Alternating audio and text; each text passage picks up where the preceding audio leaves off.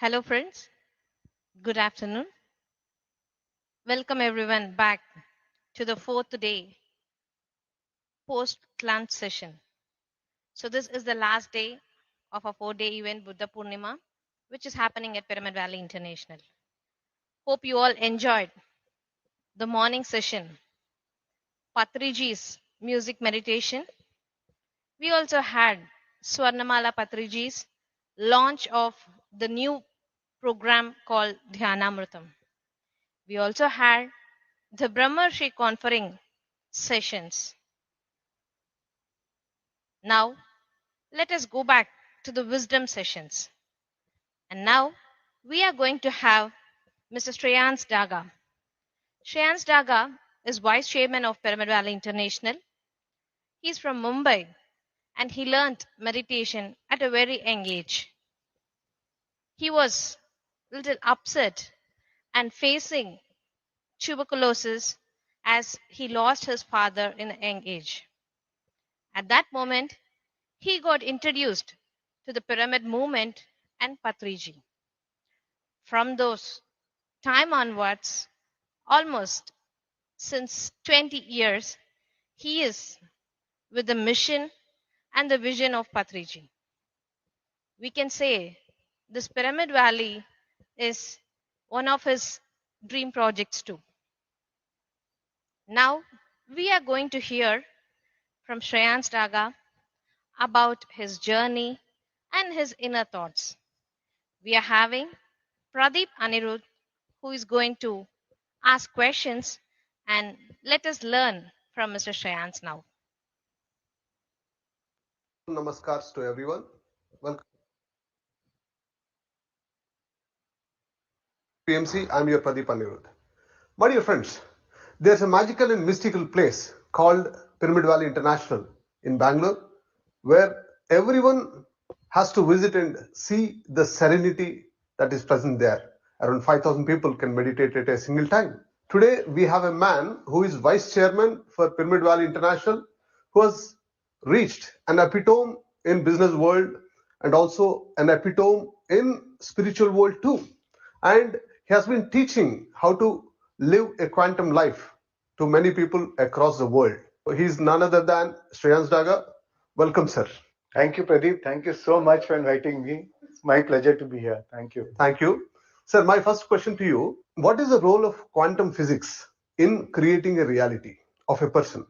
Quantum physics is just that recently it has been covered, but our Indian scriptures, Puranas or Bhagavad Gita, they all knew about quantum physics. And it's just that now we realize it. In our ancient scriptures, we say, Jesi Gati Vesi Mati, or what you think is what you create, right? That's how you give shape to your life. So in quantum physics is nothing but what we already knew thousands of years back, and now in form of quantum physics, now the science is proving what it is proving. And quantum physics is the science of energy. See, earlier there was physics, it was Newtonian physics, and then Einstein came. So Einstein uncovered the science of energy, because everything what you see in this world is energy. What you see as matter was first energy. Before, we only used to think what we see is real. But now we know that there's something more than what meets our eyes, which is energy. And behind energy is consciousness. So now we realize that it is that consciousness which creates reality. Whatever we see in physicality today as matter was first in form of energy. First, what we see as particles was first waves. And through our consciousness, through our intention, through our attention, we collapse those waves of possibility into matter. And that's how we came to the conclusion that we create our own reality. And that's what quantum physics proves that. There are so many experiments in quantum physics. Like Heisenberg principle of uncertainty. Yeah, Heisenberg principle of uncertainty. Observer effect. The observer effects, what is being observed, the principle of non-locality, where there was 6 experiment done. So all these experiments really prove that consciousness is supreme, and it is the observer which affects the reality. Observer affects what is being observed. Our subjective mind has an impact on the objective world. So that's a beautiful revelation. Right. What the spiritualists had always been telling, maybe the science is also now proving it. So quantum physics has provided that platform. Right. for the convergence of science and spirituality. And how did this thought come to you for the first time to share this wisdom to the world? So see, when I go into spirituality and I go into meditation, a lot of things, whatever I was thinking about, was manifesting in my life. That was in 1997. First, I met Patriji. I got into meditation. I was going through TB. I healed my TB. But that was how I started meditation. But the side effect was I was able to manifest whatever I was wanting in my life very effortlessly. And it was happening very magically. But then over a period of time, I was realizing that there are few things I was manifesting, but few things I was not able to manifest. Few things I was trying too hard. Few things which were really missing in my life, and I was trying to too hard to manifest, but I was not able to manifest.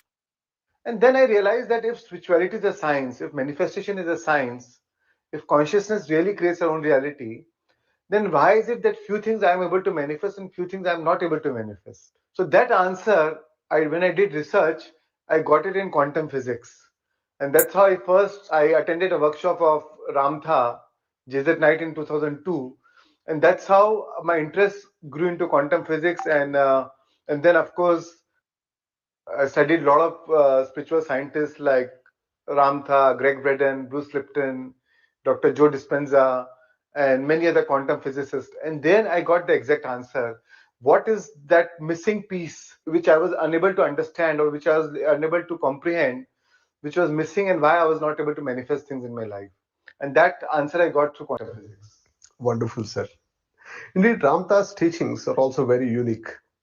Right. I think you also had a role in publishing that book and getting it to the Indian audience. Right, right. So I was so enthralled by Ramtha, and for a long time I treated that book as a Bible for me.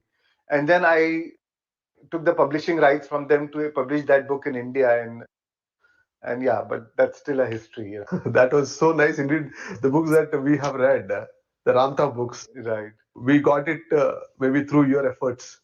Thank you so much for that. Thank you. What are the results that you have got after you have understood this science of manifestation? Whatever we do in our life, we do it for an emotional payoff, right? If I get a good house, I'll be happy. If I marry this girl, I'll be happy. Or if I buy a new car, I'll be happy. If I have a good health, then I'll be happy. If I go on a holiday, then I'll be happy. Everything, at the end of the day, there's an emotional payoff. And if we do not get that emotional payoff, if we do not get that thing, so we determine our happiness on something outside. That is how we live our life. And if we don't get that emotional payoff, if we don't get that thing from outside, we feel disappointed. If I crave for a car, if I'm not getting a good car, or the car I want, or the house I want, then I feel disappointed. I feel unhappiness in me. So my source of happiness is external. And that's how we've been conditioned, right? From since childhood. Our whole education system, our whole economics works on that premise. Even the whole parameter economic growth means if you are consuming more, that means the country is growing. Is more on consumerism and capitalism. So that's the whole basis of our belief. If you possess more, that means you are a well-to-do person. But nobody knows whether you are happy or not. But the truth is, it is the consciousness which creates. So we can change the whole paradigm of creation. So there are two ways of creation. One is there's a change in the environmental situation, like I'm talking about car or house, that reflects your emotion or that influences your emotion. So there's a change in condition and then influences your emotion. Now the quantum physics believes in the law of inverse proportion, law of inversibility, where you can change the whole dynamics, where you can change the emotion to change the condition outside. And that's where meditation comes in. You don't need to wait for the outside situation to change your emotion. Through meditation, you can change your emotions because in our true essence is pure love, pure joy, pure happiness, pure abundance. The pure essence knows there's no competition, there's only cooperation. Everything is infinite. There's no lack of any resource or any scarcity. So once we tune in to our source, which is to our source energy, so we understand that our source is the ultimate resource. And once you tune into that energy, then you are happy for no reason, then you are joyful for no reason. then you are in love for no reason. You feel oneness with everybody. You lose the separation. There's no you and me. If I hurt you, I hurt myself. If I love you, I love myself. If I give you, I help myself. So once you experience that consciousness, then the whole dynamics of creation changes. Because what you feel about, you bring about. The what quantum physics proves that our thoughts are electric and our feelings are magnetic. So our thoughts send the signal out, but it is the feelings which draw the event back. Right? So when you change your feelings within yourself, you draw the events which is matching those feelings. The universe only plays the match game. Then you magnetize those events into your life. All the cooperative components of the quantum world or the quantum universe then conspire together. They all come together to bring that event into your life, to bring that energy, to bring that waves of possibility, to collapse those waves of possibility and turn them into matter. And that's how you see the evidence of that situation, maybe people, places, things, times, and event coming into your life. So we need to change the model of reality. We need to change the model of creation rather than depending on changing the things outside and then affects your emotion inside. We can change the emotion to change the condition outside. Once you change your emotion inside, your condition outside naturally changes. That's a beautiful revelation, sir. So people think that what they see is what they believe, and Patriji actually changed it and started saying that what you believe is what you see, and what you just said is through your emotions Yeah, you can create the reality that you want right. rather than being at the effect of the reality and having your emotions based on the reality that you have. Absolutely. So we live a life of cause and effect. There's a cause outside which has an effect inside. Correct. That's how regular people live. Exactly. So now we can change that paradigm. Rather, we can be a causing and effect. When things change inside you, things change around you. Life is not happening to you. Life is happening from you. From you. Yeah. So whether we are conscious or unconscious, but the truth is, life is happening from you. And even what we see as, oh, things happened for me and now so I'm happy, but deep down unconsciously we are only creating it. So the truth is, anyways, we are creating it consciously or unconsciously. So why not create it consciously? Why not take that full power with you? So the problem what happens is, we want to think abundance but we feel lack. We all know about positive thinking. We all have been heard about think positive, think positive, think positive. And everybody practices positive thinking. That's what I was doing. When I was not able to manifest, I realized what was the gap. I was thinking positive, but I was feeling negative. I was thinking abundance, but I was feeling lack. I was, say, if I want a good health, I was thinking about good health, but I was focused on my illness. I was feeling broken. If I want a great relationship, I was thinking about great relationship, but I was feeling hurt or resentment or anger towards that person. So quantum science says is, your feelings are equal to prayer. What you're feeling is what you feel about, you bring about. So the gap was between my thoughts and my emotions. So if you want to manifest whatever you want in your life, you have to match your thoughts with those corresponding elevated emotions. And when you match your thoughts with those elevated emotions, then you draw that event into your life. So it's like thoughts are like a intention, showing an intention. But it is that emotion, energy in motion. It is that emotion which gives life to that thought. So your thoughts are like a driver, but your emotion is like the car. Even the thoughts can only travel on the frequency of emotions. Otherwise, your thought doesn't go far, it just collapses. Because what gives motion to your thoughts is your emotion. And that is when the imaginal acts become facts. So the quantum law is, can you teach your body emotionally what your future is going to feel like before it's made manifest. So you don't wait for the outside condition to change. You already see the change condition as if it's already happening now and feel it before it is manifested as if it's already manifested. So contemplate yourself being living in the condition that you want to produce before it is produced. And when you live in that condition as if it's already produced, then you will actually change the reality. So that's what the law of inversibility is. When we see matter, it all came from energy, right? It all came from energy. So now, if we already believe that the matter is exist, because it is there in the energy form, so energy will actually turn into matter. We don't need to see matter and then change our emotion. We need to feel that, we already need to feel it that matter already exists, or any those people, places, situation, time, events, whatever, or a relationship, everything that already exists, and then it will come into fruition. Our problem is most of the time we are so focused on what's missing in our life. So like, worry is a prayer for manifesting what you do not want in your life. Because when you're worrying, you're speculating the worst outcome, right?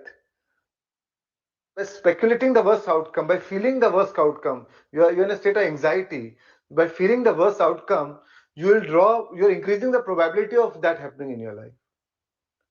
So as a human being, we've been given a gift of imagination, which is only unique to us as human beings. So anxiety is the worst use of imagination, and creativity is the best use of imagination. So why not use imagination for things we want to create in a life? So the whole idea is to focus on the solution, not on the problem. So change your attention, withdraw your attention from what you do not want in your life. Most of the time, suppose I don't have a good relationship with you, even though I'm not expressing with you, but my inner conversation is going on. This guy is like this guy is like this. If I meet him, I'll ignore him. This is the way he did this to me. Inner resentment, inner talk, inner emotions, it's all going on non-stop. Even though we carry a facade, so many times we meet a person, we'll say, oh, so nice to meet you. But now inside I'm seeing he's a jerk, he's stupid, he's idiot. Right? So whatever is my inner conversation, my inner talk, now with that projection, actually I'll evoke the similar response from that person. That is where the observer affects what is being observed. And not only with that person, if I'm carrying that emotion in my heart, I will see the evidence of that from everybody in my life. I'll draw more of those people into my life. People may change, personalities may change. If I don't get along with one girl, I may change my girlfriend.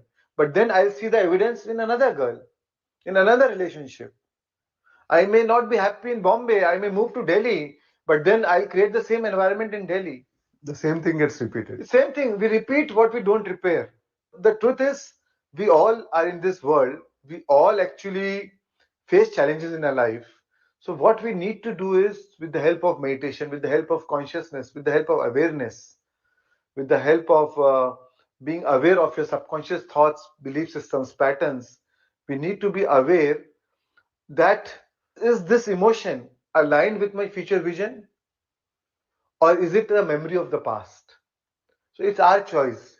Either we can be a host to our future, or we can be a hostage to our past.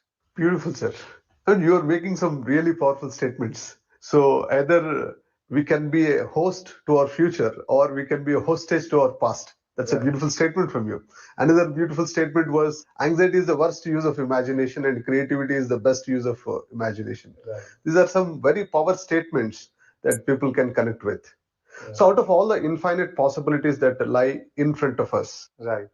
we need to choose with creativity Right. and with a vision of the future what we exactly want, Right. rather than choosing from what we do not want. So that's what you say. Absolutely. But you have to match it with those elevated emotions. Or we also need to match our elevated emotions. So this is the emotion which gives life to that. So it's like, whatever thoughts we have, whatever ideas you have, you impress on your subconscious mind through the means of your feelings. The only way you can impress on your subconscious mind is through the means of your feeling. And whatever is being impressed on your subconscious mind will be expressed in our life. Right? So it is very important to what you are impressing on your subconscious mind. So unless also you say a word. So suppose few old friends meet and you talk in abusive language, but you don't mean it, right? It's fun. This is your way of conversation. This is how childhood you have grown up, and it's fun. This is more about how we connect to each other. So that does not make that abusive language, that MCBC language, a taboo. Or oh, how can I talk like this? But suppose I'm abusing somebody with those emotions, with anger, hatred, and with that, then, so it's not about the act, it's about the emotion behind the act. It's not even about the words, it's about how you're feeling It's inside. about feeling. So feeling is the key.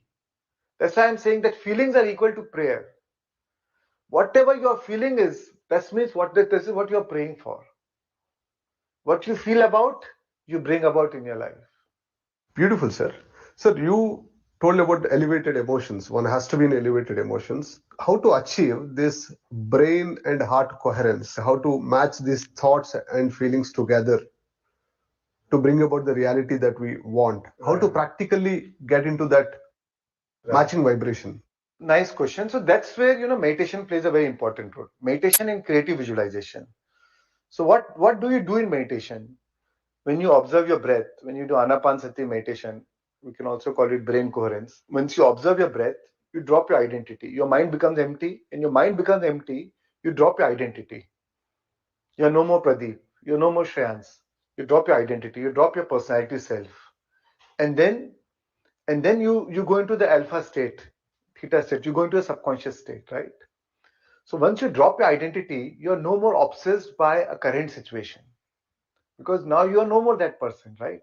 You're no more obsessed by, oh, I have a bank borrowing. How do I pay my bills this month? I have my wife who is always nagging at me, or oh, I have my mother-in-law, or my business is not doing good. Whatever is your current problem, situation in your life, you're no more obsessed by it. You're no more narrow focus. You withdraw your attention, right? Because you drop the identity. That's why meditation is a tool where you drop the identity. Once you drop your identity, now you drop all the resistance. So now because you are no more obsessed with the current situation, you have withdrawn your attention from all people, places, things, time, and events. So now there's no more resistance. And once you drop your resistance, you actually raise your vibration. That is your true state. Your high vibration is your true state. And now you're into your subconscious state of mind. You're no more in your conscious state, right? And that's how, because you dropped your conscious identity, that's why you went into a subconscious state. Now, the subconscious state is a reservoir, is a strong reservoir of all your past, right? So now it is now whatever you impress on your subconscious mind through the means of your feeling will be expressed in your life. So then you go to the second stage where you use brain heart coherence. Now you focus your attention on your heart and you breathe from your heart. So wherever your attention goes, your energy flows. And when you breathe from your heart, slowly you energize your heart. You awaken your heart. You open your heart. And then when you open your heart, you experience love. You experience joy. You experience happiness. You feel the gratitude. Gratitude is one of the best way to open your heart. Because when you're thankful for what you already have in your life, the universe will give you more of what you can be thankful for. So you feel the gratitude, you feel the contentment, you feel the satisfaction, you feel the appreciation for what you already have in your life. The fact that you are breathing and you are alive now is enough reason to feel appreciation, to feel the gratitude. So once you feel it, so now you're in a right vibrational state. Then third stage is you sow the intention. So now your subconscious mind is like a fertile ground. Whatever you sow in the subconscious mind, it will grow. So your subconscious mind has no judgment. Whatever you sow, if you sow cactus, cactus will grow. If you sow apple seed, apple will grow. So it has no judgment. Now, whatever you want to whatever you want to manifest in your life, you sow it in your subconscious mind through images and emotions, right? So images is what you sow in your subconscious mind, and that's what you broadcast into the quantum field, right? You see those images in your mind as if it's already happening now. You don't see that, oh, after 2 years I will be rich. Because if you're saying after 2 years, that means you are not rich now. Then you will get more of that lack. So you're seeing it as if I'm already rich. How would I feel? Suppose I want a good car. How would I feel? I already have that car. I'm driving that car. I'm feeling all those emotions. All my five senses are in it. And I'm driving that car. I'm so excited. I'm so exhilarated.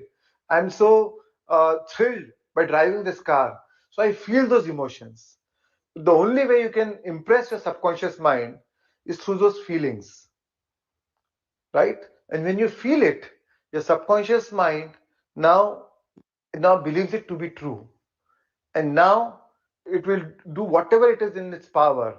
It will conspire with all the whole universe and bring all the cooperative components to bring it into fruition or to manifest it into reality for you. And that's why you match it with those elevated emotions, and then you feel so whole, you feel so complete, because everything is, you do it for emotional payoff, right? And your mind, your subconscious mind has no judgment, so subconscious mind started believing that as a reality. It started believing that it's true, and then you surrender to the higher mind, you surrender to the higher consciousness. You visualize what you want in your life, you do not visualize how it should come into your life. Suppose I want a good house. So I visualize a good house. If I need 2 crores to get that house, I don't visualize 2 crores. Money is a means to that end. Money is only what money does.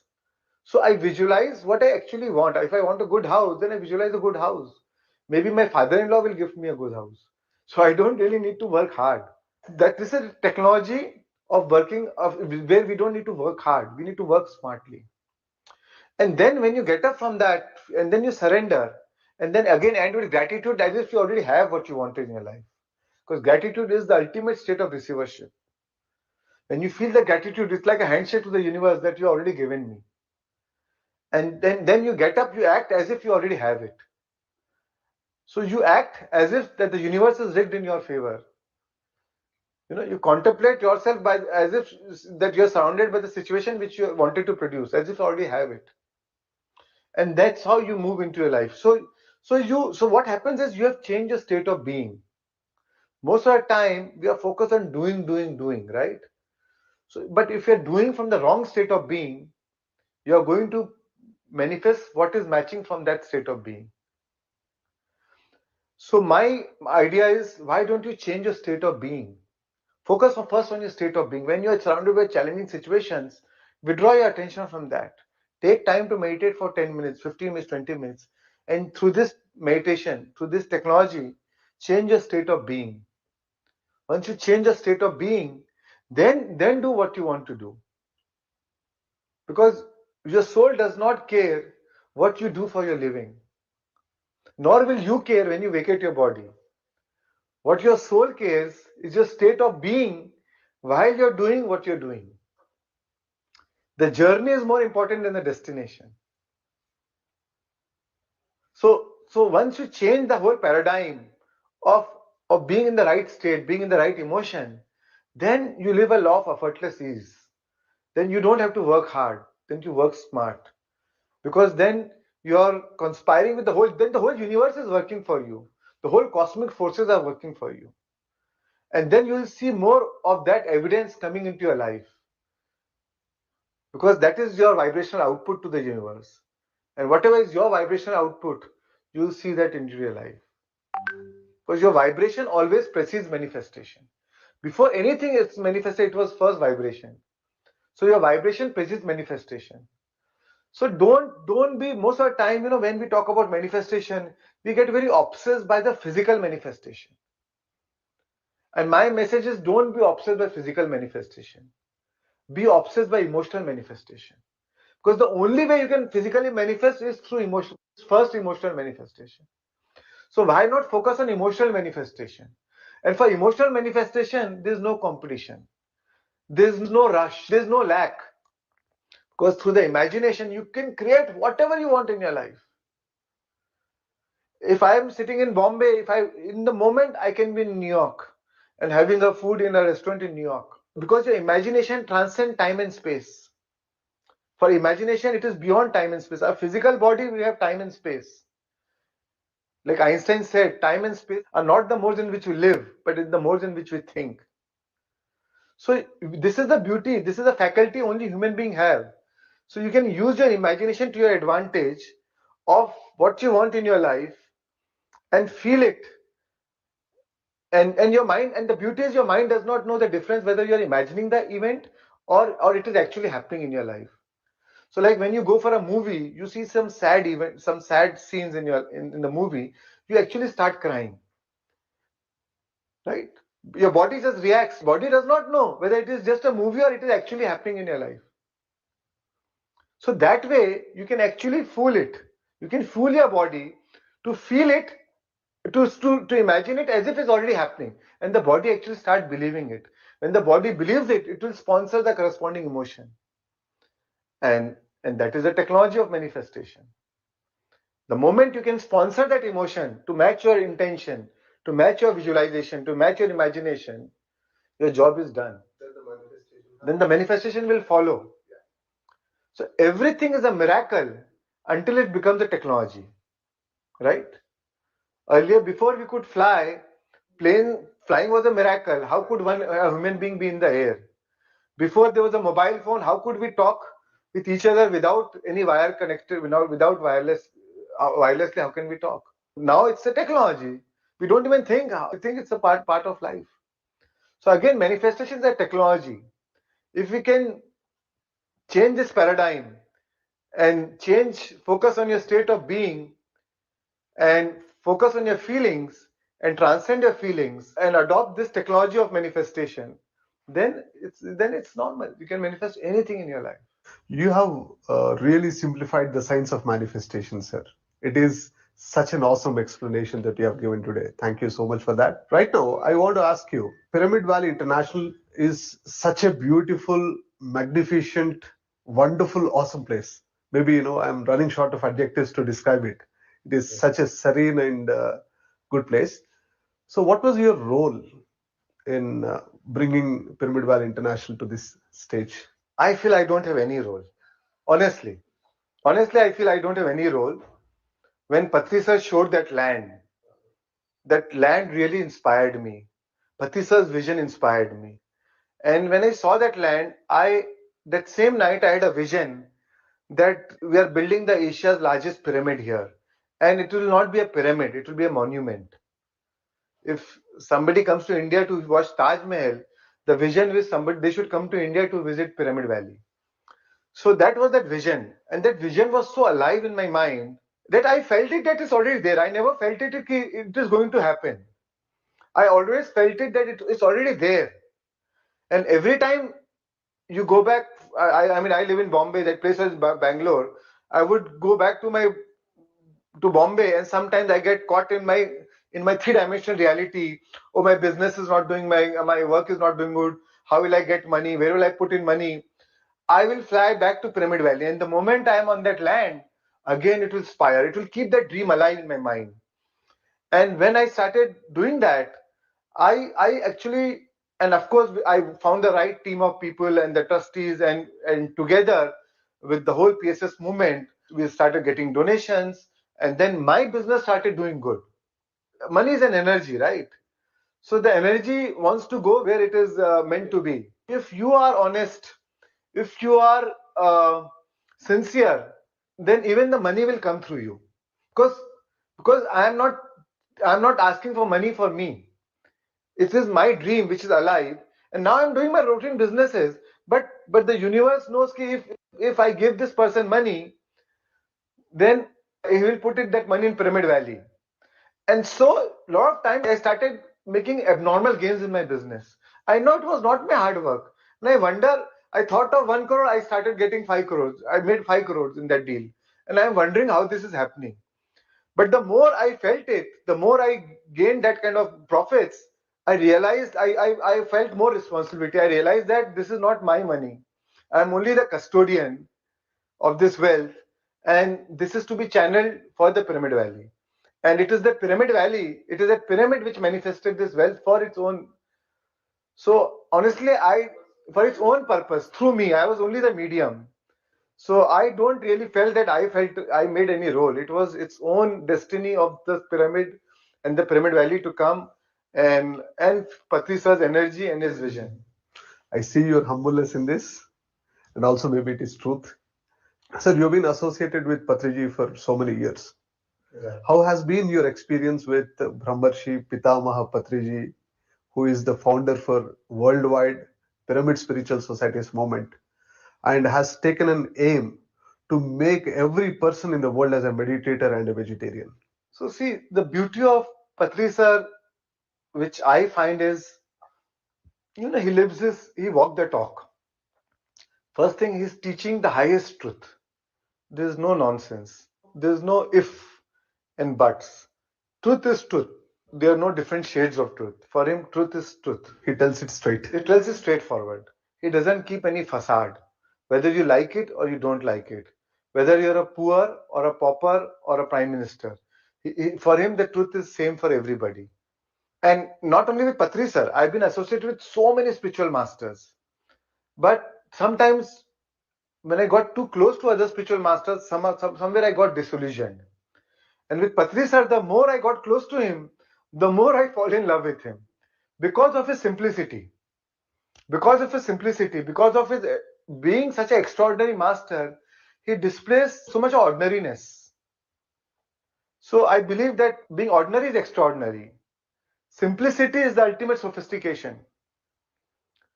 There are so many masters who create so much of facade and they behave so sophisticated, talk so sophisticated. But I feel that his simplicity is the ultimate sophistication. And then the whole movement is not about him. He never made it about him. So many masters, you go and it is all about him, then one person. But here, he gives us the freedom to be what you are. There's no dependency on that master, right? He gives you the freedom to be your own master. There's no student disciple, there's no guru disciple relationship. It's a student teacher relationship. There's no begging or there's no touching your feet and taking blessings. There is that you create your own reality.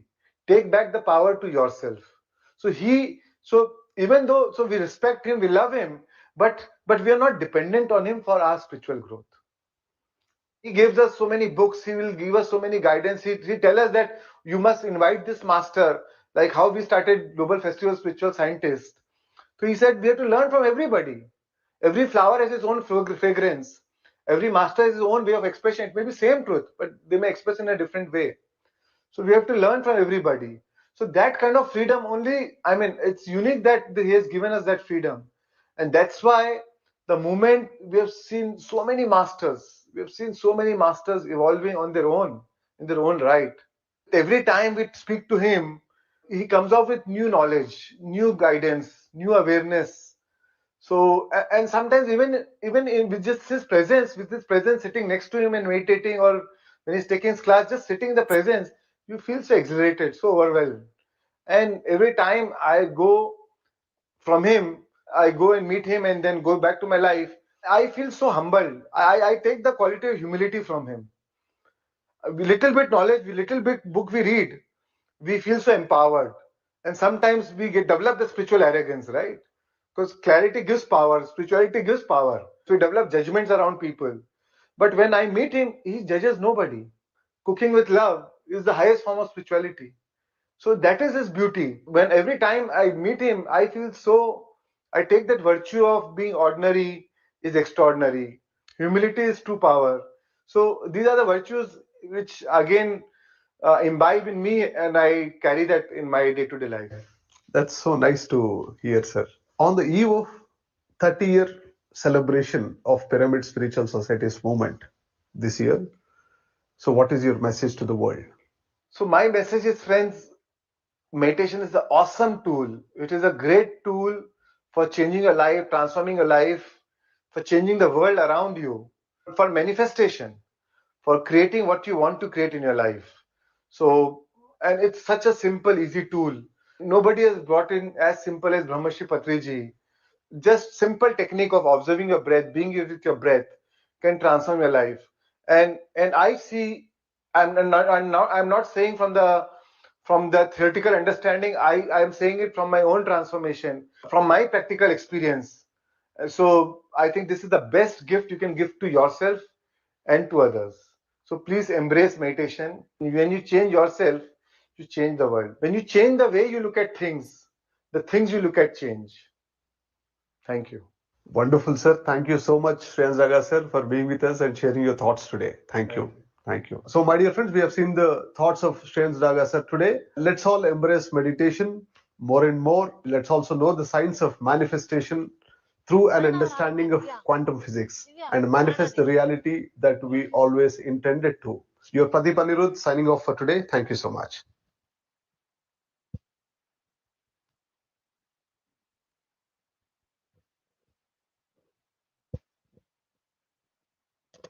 Yes.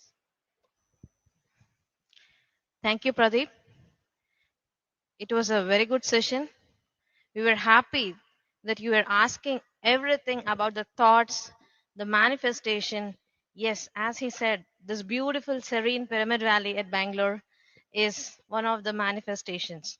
And I do take pleasure in inviting every one of you to come to this energetic, serene environment after the lockdown. So till then, you can keep visiting our website pyramidvalley.org for all the future programs too.